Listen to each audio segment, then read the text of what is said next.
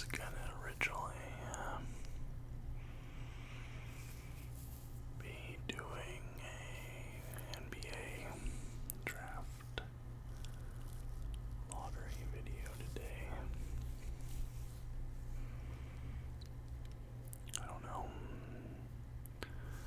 After the results, didn't really feel like it, to be honest, a little bit. Pretty disheartening, to be honest. As a Blazers fan, we hopped into the top 4. Leapfrogged the Pistons. We were originally predicted to get like 7th, I think. Then I think the Pistons hold 5. Houston gets 4, so we're in the top 3. I was thinking, like, man,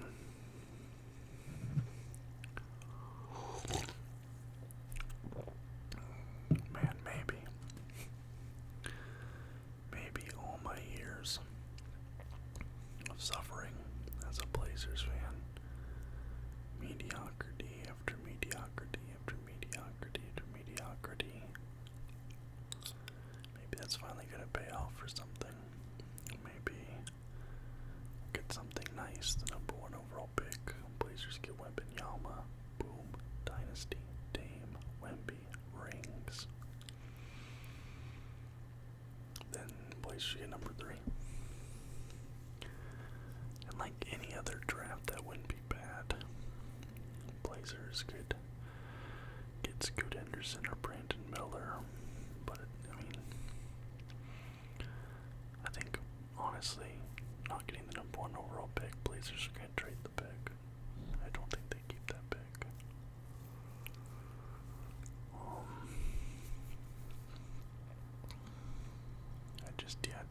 Dame was talking about he wants to win now. I think they trade that pick.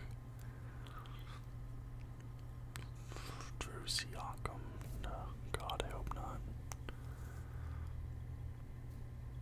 There's going to be some star player that wants off their team. Maybe Embiid, maybe make a big splash for Bridges, but man, it just feels pointless. It honestly does feel pointless. San Antonio gets an number 1 overall pick. I mean, what a lucky franchise, man. I wish I was born in San Antonio so I could have been a fan of the Spurs. Go from Robinson to Duncan to now Wembanyama. You have this, they're getting this dude who has potential to be like a top 3, top 5 of all time player if he stays healthy, if he pans out. Tim Duncan, best power forward of all time, was in their team. Robinson, top 5 all time center. Wemby, guy might end up being, number 3 behind Jordan and LeBron.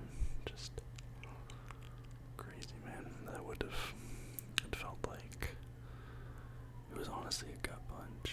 I don't know what the future of the Trailblazers is now. It's really, today was actually a really hard day. It was really depressing. I think Spurs are gonna be running the West for next decade plus. But I guess the nice thing is if the Blazers trade Dame, I don't really gives me a good excuse to hop off the wagon. Live in another country now. Why am I even really still a fan? I could just become a Spurs fan. They're gonna have the best player in the league.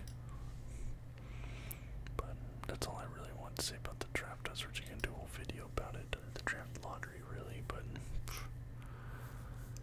just too depressed about the whole thing to really talk about it, and I don't anticipate I'm gonna be watching much NBA next season.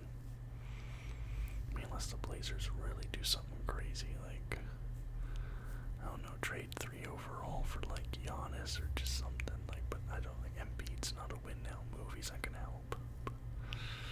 I don't see him doing really anything with that pick that's worthwhile.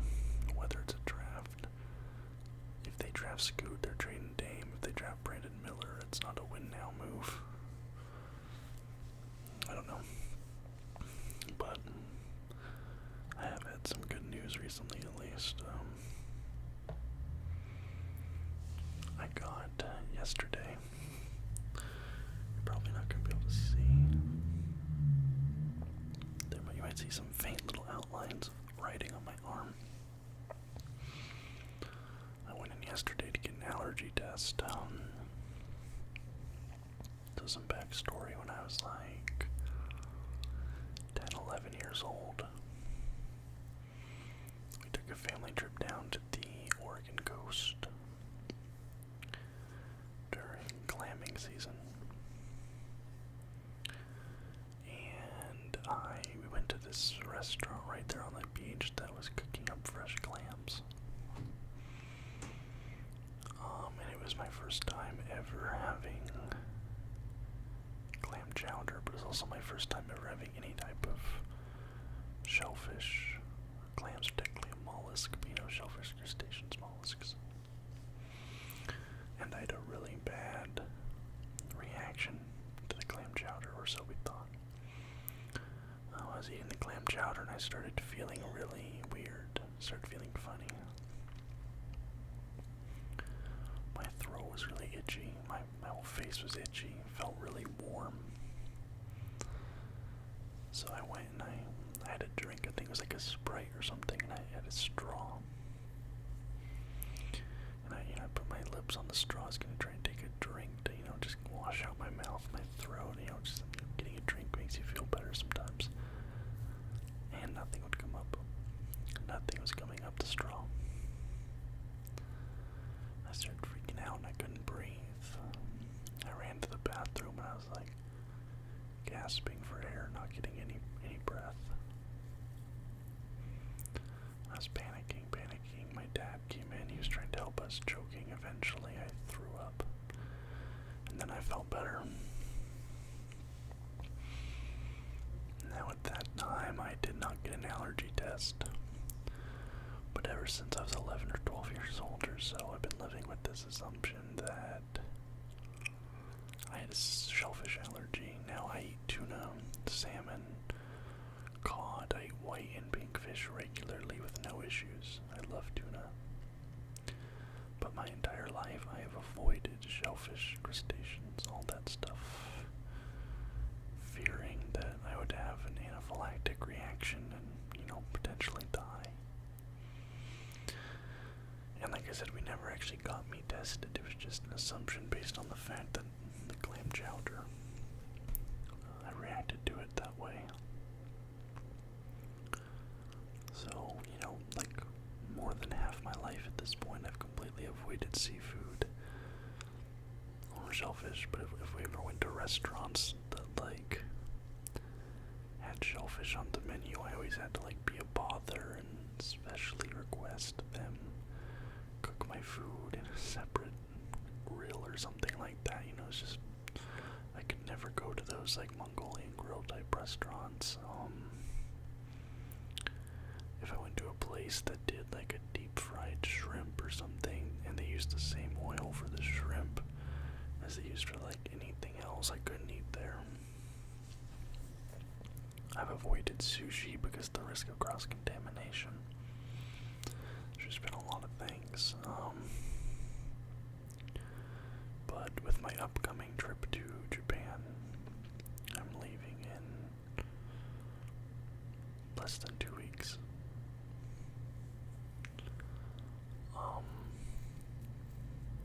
I was like, I need to actually get answers about this. Because in Japan, they are a seafood culture. And a lot of the things I've wanted to do, a lot of the food options that I'll have there in Japan, there's a very high risk I'd be coming into contact with shellfish. Miso soup, the soup bases for different ramens, the broths that things are cooked in and marinated in, a lot of that is fish stock. And let's say even if I went to a ramen restaurant, and I've heard this story from other people who've traveled to Japan with fish allergies. You travel to a ramen restaurant, you say hey, I have a fish allergy, or I'm a vegetarian or something, dietary restrictions. And they'll say oh yeah, this ramen doesn't have any meat in it. But the soup base, the stock for the soup, is made with a fish stock.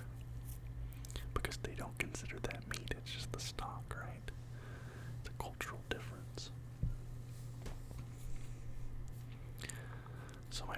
because I was allergic, I'd be like, okay, I can avoid, it'll be hard, but I can theoretically avoid the food. But if I want to get Japanese ramen, sushi, that's going to be a huge risk because their cross-contamination, like preventative measures and stuff, are just different than what they are in the States or even here in Australia. So I was really fearful. And they have this thing there. I want to make sure I get the name right.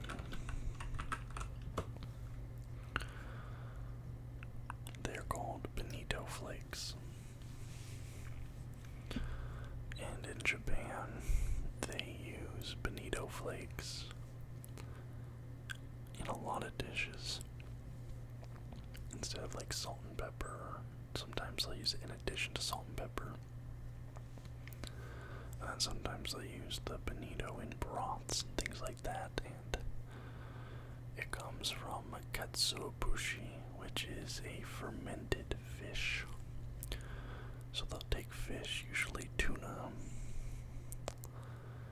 and they will ferment it, smoke it, and then grind it up into a powder, and they'll put that on food instead of salt and pepper. And it's very common. So let's say even if I went to a restaurant and I said like, okay, I'm just gonna order chicken, or I'm just gonna order beef. Okay, maybe I get chicken or beef, but it could be seasoned with those bonito flakes. It could be cooked in a broth made with fish stock, So there was something, I was very fearful of all that. And not speaking the language, that communication barrier, not being able to read the warning labels, it's very intimidating, right? So I kind of was like preparing, like, am I gonna eat at like vegan restaurants for 2 weeks, live off of McDonald's, live off of like fruit and vegetables, only like eat an apple, like what am I gonna be doing? So I found a place. I don't have my driver's license yet here. That's a whole other story. While I'm here on this ramble, I might as well get into it. Because my driver's license is from the state of Washington. Now, I don't know if this is true of every state, but in the state of Washington, you do not get driver's license classifications unless you have like a CDL or a motorcycle license or something like that, right? Just in your driver's license, you can drive a car or truck, whatever. And so, on my license, there is nothing in the class field. However, that is not the case in Australia. In Australia, every driver's license has a class. It'll say car, sedan, SUV. Like, you have to get different qualifications for different types of cars. So because my driver's license, now theoretically, my driver's license is valid here, and they'll accept it and just transfer it over to a New South Wales driver's license. But because mine does not have that classification on it, they cannot do it. So I need to send a letter or make a phone call to the Washington State Department of Licensing and get them to send a letter to me on official letterhead to give to the DMV here, the Department of Licensing here, telling them exactly which class of vehicles I am permitted to drive. But anyways, so I had to take like an hour-long bus ride. I found this allergy clinic up in northern Sydney. It took 2 buses and a train to get there. But it was nice. It was only like $250 Australian, which was like 180 something USD. And I got a skin prick test. They did tuna, cod, salmon, which I knew I wasn't allergic to, shrimp, crab, squid, octopus, oysters, and like 1 or 2 more. They did the skin prick test. And then they do a positive group and then do a control group with a negative. And I started getting nervous because the bumps started forming immediately in all the spots. And I was like, okay, I am actually allergic. And my thinking was like, okay, if I go and I get the test and I am allergic, they can at least give me an EpiPen, give me some allergy pills, so if I have a reaction, I can, save myself. I can be okay.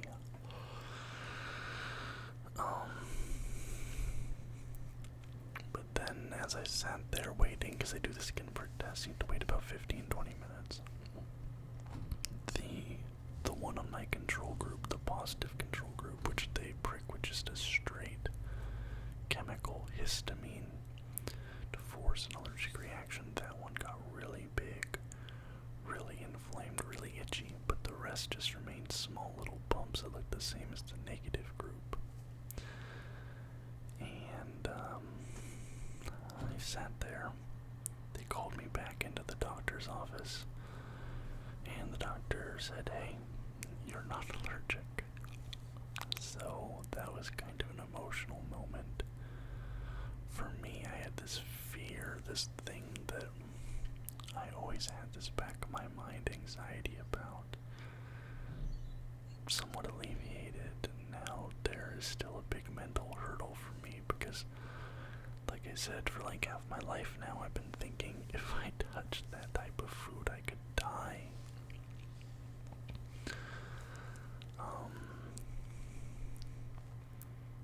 So, last night,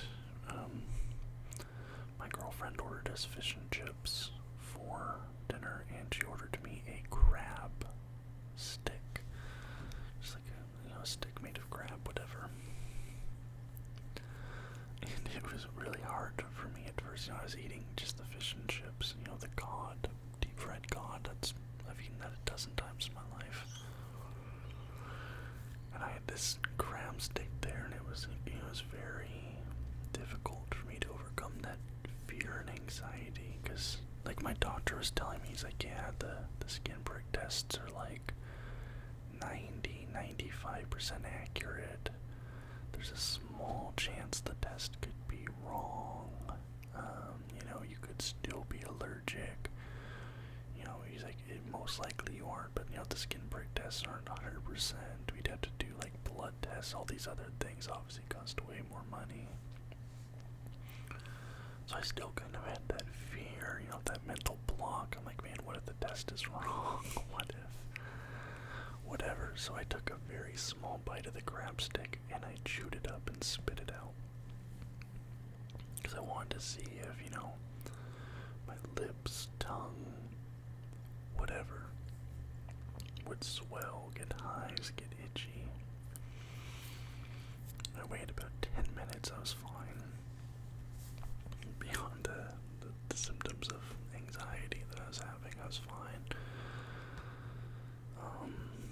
So I was like, okay. Then I took a very tiny little bite, like just the smallest little bite of the crab stick, chewed it, swallowed it. Wait about another 10 minutes, and I ate the rest. And man, my body was screaming at me not to do it. Like, I went to put it in my mouth a couple times, and my body was just like, don't. Like, it was screaming at me not to do it, and it was very nerve-wracking, but I did it. I was fine. I have now eaten crab for the first time in my life. Did not taste like I expected it to. It was kind of sweet. I wasn't expecting it to be sweet. It wasn't very fishy. Like, I don't really like salmon because it tastes very fishy. I like cod. I like tuna. It kind of has a more neutral taste, but crab was kind of sweet. I like the texture. It was like very buttery, kind of. I don't know if that's the way they deep fried it or what, but it was good. So, when I go to Japan, I'm gonna have sushi for the first time in my life. I'm gonna get that on camera. I'm gonna be trying ramens. But here's the thing, I'm not really a big fan of seafood, but that anxiety and fear is gone. I know that I can try things, I can eat things, and not have that fear, like, okay, what if this kills me? Because, I'm not going to be able to read the warning label, the cross-contamination, all that stuff. I kind of have that peace of mind, so it's not going to be like seeking out, seafood to eat. But if I go out and put some bonito flakes on some french fries because I think it tastes good, I can do that. Or if I go someplace and they make me a burger or just whatever I'm eating, if they season it with something or cook it in something that has come in contact with fish, I don't have to worry about it. And that peace of mind, man, I almost cried, I'm gonna be honest. And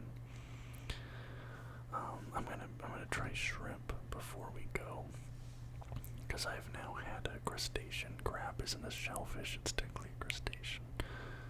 So I've had a crustacean. I'm gonna try shrimp next to have a shellfish. But I don't really I don't really want to eat an oyster. Like, they're kind of gross to me, kind of weird. So I don't know if I'm gonna try a mollusk, but I at least want to eat a shrimp before we go, because if anything happens, I'm in a country where they speak English. There's not going to be a communication barrier. I live here. There's a hospital just down the street from my house, but I still got the prescription for an EpiPen and some Zyrtec allergy pills,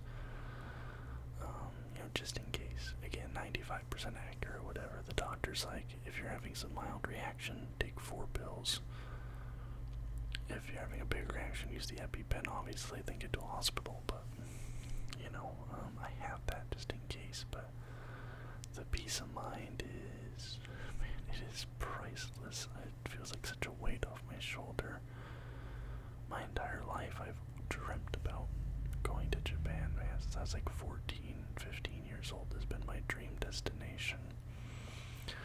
There's been 2 times in my life that I've had the trip planned out. I was like a day from getting the tickets, everything, and then something came up and ruined it. That's happened to me twice. But we have the hotel booked, we have the flights booked, we have a baseball game booked.